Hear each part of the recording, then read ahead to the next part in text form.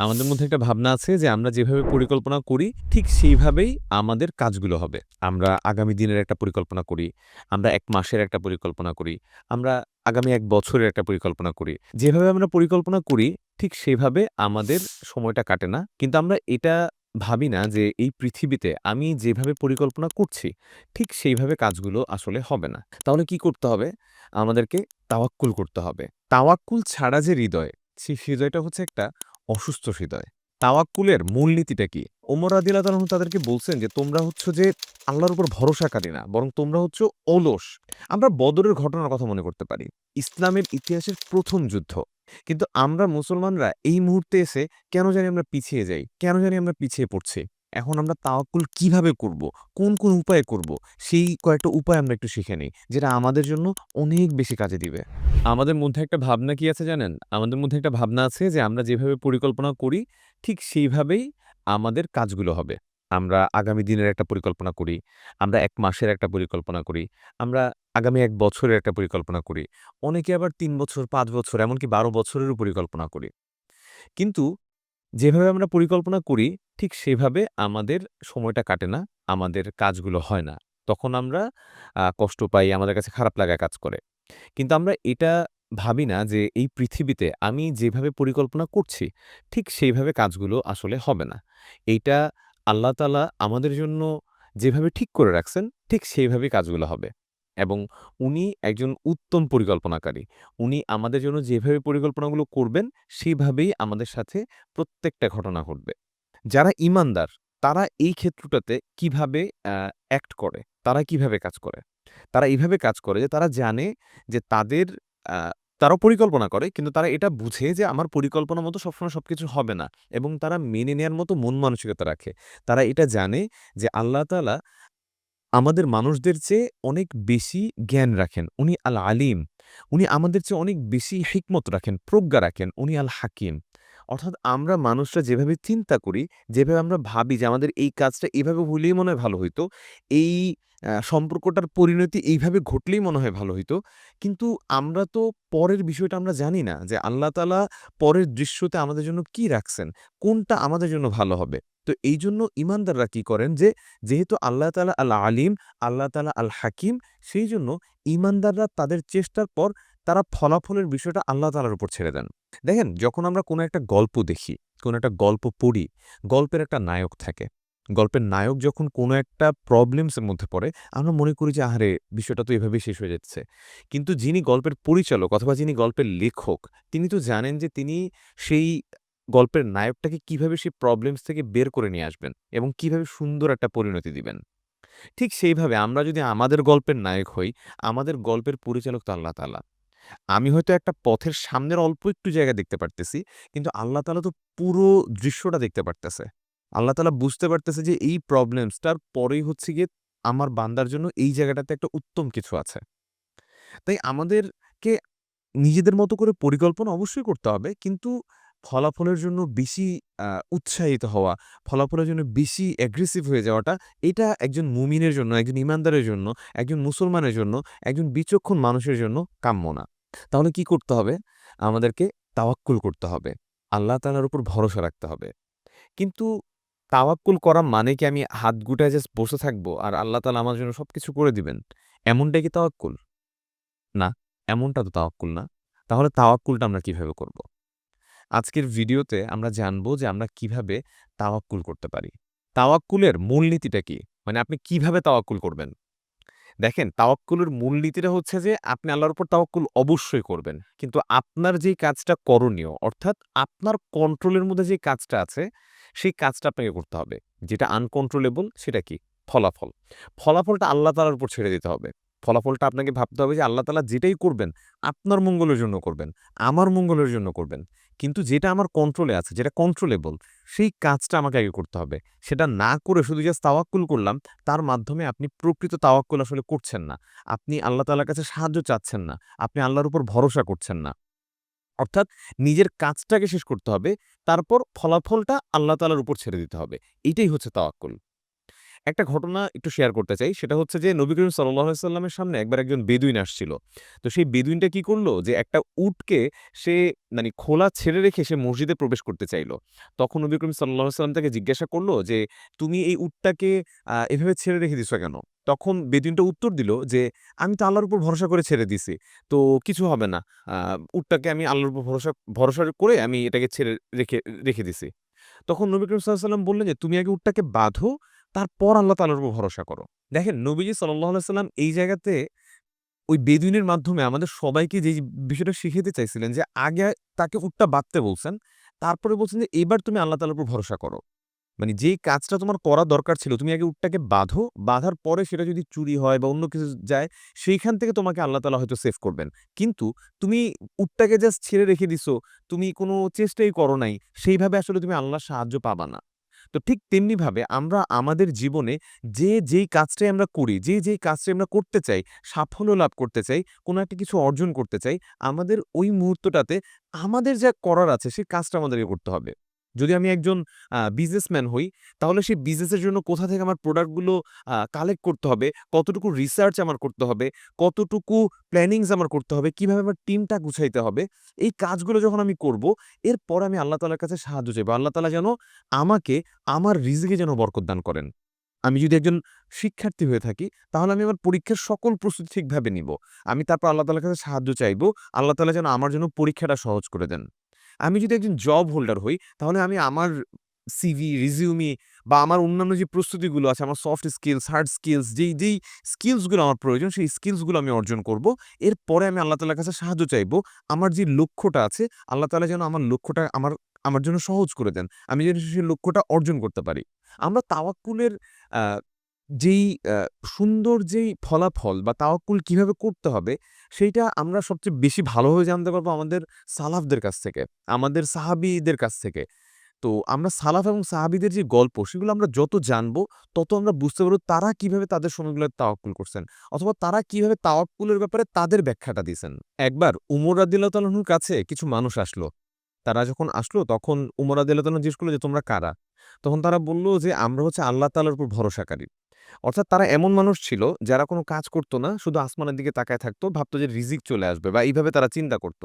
তখন ওমর রাদিয়াল্লাহু তাআলা আনহু তাদেরকে বলছেন যে, "তোমরা হচ্ছ যে আল্লাহর উপর ভরসাকারী না, বরং তোমরা হচ্ছ অলস। তোমাদের মধ্যে অলসতা আছে। আল্লাহর উপর ভরসাকারী তারাই যারা জমিতে বীজ বপন করে, কষ্ট করে, এরপর আল্লাহ তাআলার কাছে চায়।" ওমর রাদিয়াল্লাহু তাআলা আনহু এইটা তাদেরকে বুঝাই দিয়েছেন এবং ধমক দিয়েছেন যে, "তোমরা কোন কাজ না করে শুধুমাত্র আল্লাহ তাআলার উপর ভরসা করলে, তোমরা আসলে আল্লাহ তাআলার উপর ভরসাকারী না। তোমরা হচ্ছ অলস।" দেখবেন যে আমাদের মধ্যে এক ধরনের প্রবণতা অনেকের মাঝে আছে যে আমরা কি করি? যে কোন একটা কাজ করি না বা কোন একটা বিষয়ে যেই প্রয়োজনগুলো আছে সেই প্রয়োজনগুলো আমরা পূর্ণ করি না এবং আমরা ভাবি যে কেন আল্লাহ তাআলা আমাকে এই জিনিসটা দিচ্ছে না? কেন আমাকে ওই কাজটা করছে না? আমরা এটা ভাবি না যে আমরা যেভাবে আল্লাহ তাআলার বান্দা, অন্যরাও তো আল্লাহ তাআলার একজন বান্দা। তো যে কাজ করছে, যে আল্লাহ তাআলার নির্দেশনা মতো চলছে, আল্লাহ তাআলা কি তাকে দিবেন? নাকি আমি কোন একটা কাজ ঠিকভাবে করছি না, আল্লাহ তাআলার নির্দেশনা মেনে চলছি না, আল্লাহ তাআলা আমাকে দিবেন। আরেকটা ঘটনা বলি, হযরত আনাস ইবনে মালিক রাদিয়াল্লাহু তাআলা আনহুর ঘটনা। হযরত আনাস ইবনে মালিক রাদিয়াল্লাহু তাআলা আনহুর একটা বাগান ছিল।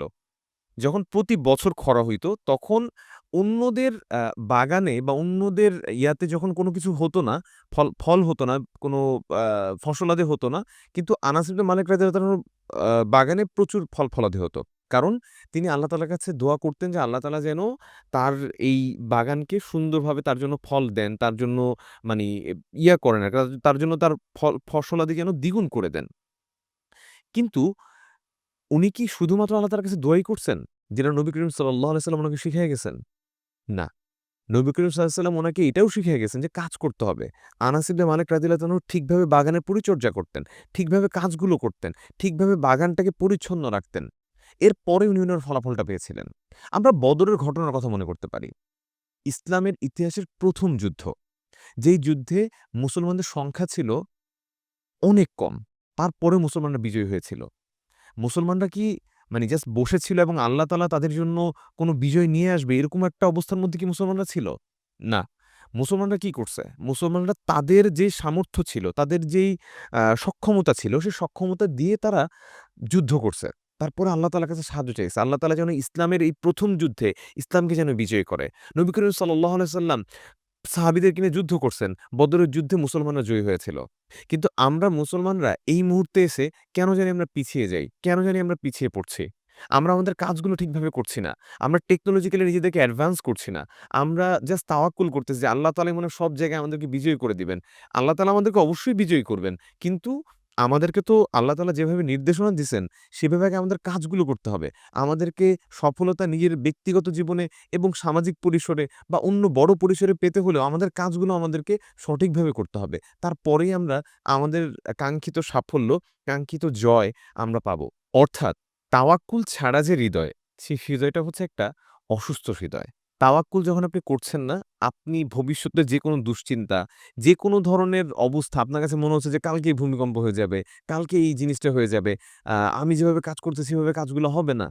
তো এই যে অতিরিক্ত চিন্তা, দুশ্চিন্তা, আল্লাহর প্রতি তাওয়াক্কুল নাই, তখন হচ্ছে আপনার হৃদয়টা অনেক কষ্টের মধ্যে থাকে। আপনার হৃদয়ের মধ্যে ওই প্রশান্তি আপনি খুঁজে পান না। আপনি দুনিয়ার উপর ভরসা করেন যে দুনিয়ার এই কাজগুলো মনে হয় আপনাকে শান্তি দিবে। টাকা-পয়সা, নফসের বিভিন্ন চাহিদা পূরণে আপনি নিজেকে জাস্ট কষ্ট দিতে থাকেন। আপনার নফসটাকে আপনি শক্তিশালী করতে থাকেন। আপনার হৃদয়টা দুর্বল হইতে থাকে। আপনার অন্তরটা দুর্বল হইতে থাকে। কিন্তু আল্লাহ তাআলা বারবার বলছেন যে আমরা যেন তাওয়াক্কুল করি। আমরা যেন আল্লাহ তাআলার উপর ভরসা করি। আল্লাহ তাআলার উপর যখন আমরা ভরসা করি, তখন আমরা আল্লাহ তাআলাই আমাদের হৃদয়টাকে সুন্দর করে দেয়। আল্লাহ তাআলা আমাদের হৃদয়টাকে প্রশান্ত করে দেয়। আমরা সুন্দরভাবে ভাবতে পারি, সুন্দরভাবে আমাদের কাজগুলো করতে পারি। কুরআনে আল্লাহ তাআলা তাওয়াক্কুলের বিষয়ে কি বলছেন? কুরআনে আল্লাহ তাআলা বলছেন, "ওয়াতাওয়াক্কাল আলাল হাইয়্যিল্লাযী লা ইয়ামুতু ওয়াসাব্বিহ বিহামদিহি ওয়াকাফা বিহি বিযুনুবি ইবাদিহি খাবীরা।" তুমি সেই চিরঞ্জীবের উপর ভরসা করো, যিনি কক্ষনো মৃত্যুবরণ করবেন না। আমাদের আল্লাহ, আমাদের রব, তিনি কি কখনো মৃত্যুবরণ করবেন?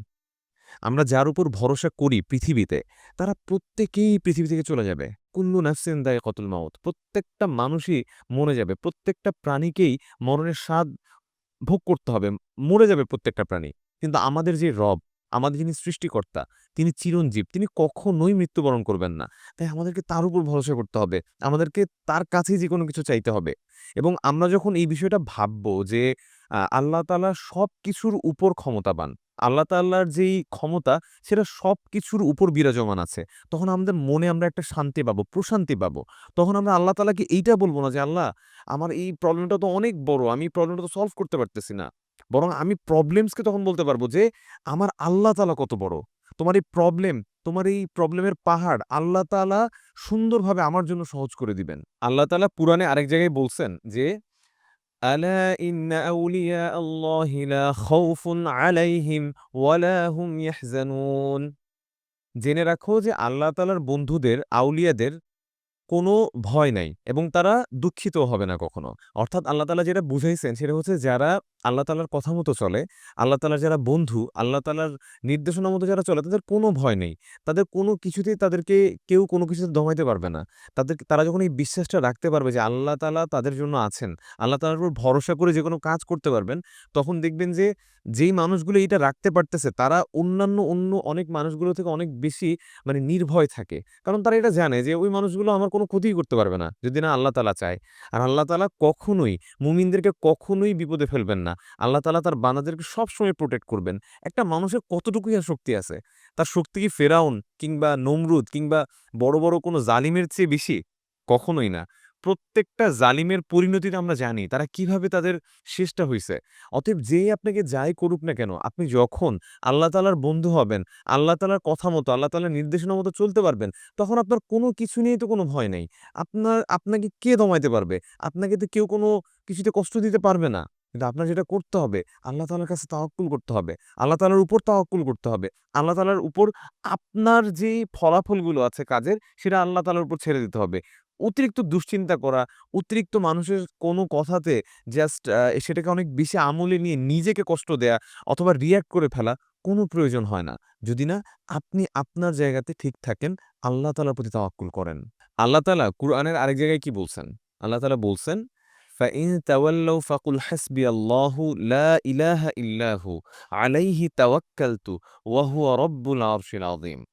অতঃপর তারা যদি তোমার থেকে মুখ ফিরায় নেয়, তাহলে তুমি তাদেরকে বলো যে আমার জন্য আল্লাহ তাআলাই যথেষ্ট এবং তিনি ছাড়া কোনো ইলাহ নেই। আমি তারই উপর ভরসা করলাম এবং তিনি মহান আরশের রব। অর্থাৎ আপনি কোনো একটা কিছু করতে যাচ্ছেন, কোনো একটা চিন্তা করতেছেন অথবা আপনার কোনো একটা অবস্থাতে পৃথিবীর অনেক বড়, বড় শক্তি আপনার বিরুদ্ধে চলে গেছে। কিন্তু আপনি যদি তখন বলেন তাদেরকে যে আপনার জন্য আল্লাহ তাআলা যথেষ্ট, আপনি যদি সেটা ফিল করেন, তারা আপনার কোনো ক্ষতি করতে পারবে না। আপনি এমন কারো উপর ভরসা করতেছেন, যার সামনে পৃথিবীর সবচেয়ে ক্ষমতাধর ব্যক্তিও তার সামনে কিচ্ছু না। সে তো তারই সৃষ্টি। অর্থাৎ আপনার এই ভরসা করতে পারা, আপনার এই যে যোগ্যতা, এটা আপনাকে অনেক বেশি নির্ভীক করে তুলবে। যেকোনো পজিশনে, যেকোনো সিচুয়েশনে আপনাকে জয়ী হইতে সাহায্য করবে। কারণ আপনি তো আল্লাহ তাআলার উপর ভরসা করছেন। আপনি বলতেছেন যে, "আল্লাহই আমার জন্য যথেষ্ট।" এই মহান আরশের যে যিনি অধিপতি, এই পুরো বিশ্বজাহানের যিনি মালিক, বিচার দিনের যিনি মালিক, আপনি তার উপর ভরসা করছেন। তিনি আপনার এই কথাতে খুশি হয়েছেন। আপনারে কে কি ক্ষতি করতে পারবে?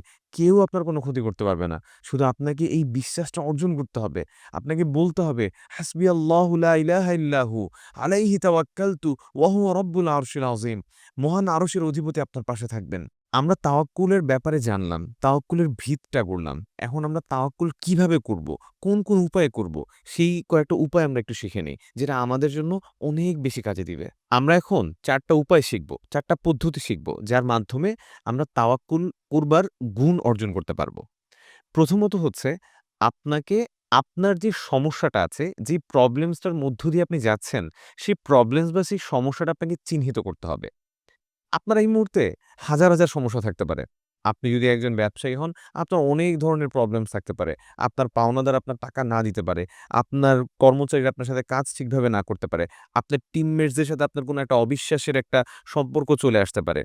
কিন্তু আপনি এখন সবগুলো সমস্যার দিকে একসাথে তাকাবেন না। আপনি একটা সমস্যা চিহ্নিত করবেন, যে একটা সমস্যা আপনার কাছে প্রায়োরিটি, যে এই সমস্যাটা আপনাকে এই মুহূর্তে সম্পন্ন করতে হবে। শুধুমাত্র একটা সমস্যা।